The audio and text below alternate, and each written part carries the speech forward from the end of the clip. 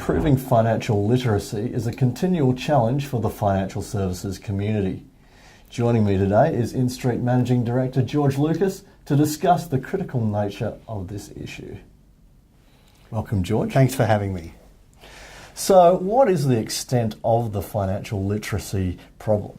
I think the financial literacy problem is has a larger impact than people have given it credit to, and it's mainly from the changes that came in the late 90s, where we shifted from a defined benefit type of pension schemes to where you were responsible for saving for your own retirement, which then gave all the responsibility to you to understand the products and the financial services that you were buying to meet your retirement goals.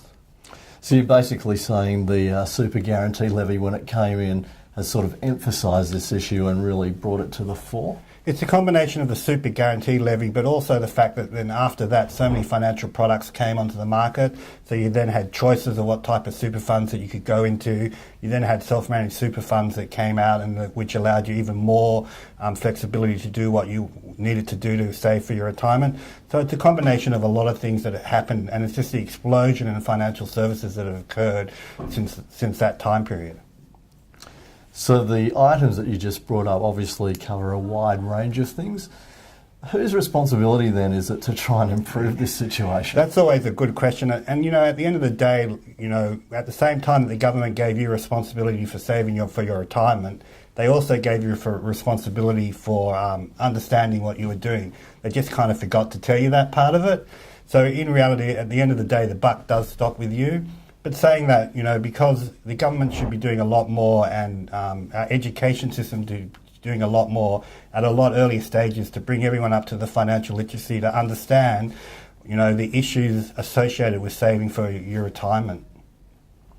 You just talked about early education.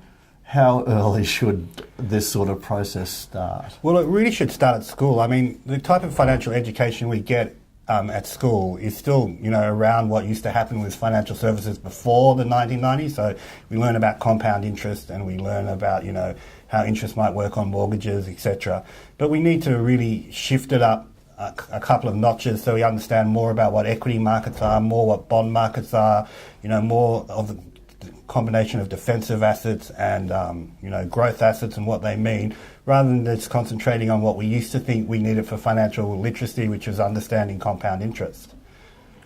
Now, I've heard comments before about people not even being able to read their pay slips, so this being too big a challenge and not really knowing what to do about it. What would you say to a comment like that? And I'd say that's probably right. And I think, that's a big part of the financial literacy problem, is that part of the financial literacy education should be that, looking after your retirement nest egg is not easy, and you really do need advice to help you do that.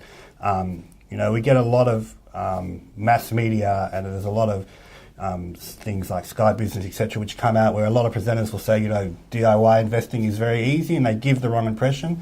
And at the end of the day, even professionals find it quite difficult to follow and understand everything what's happening. And so, a lot of the financial education should be about, you really do need advice.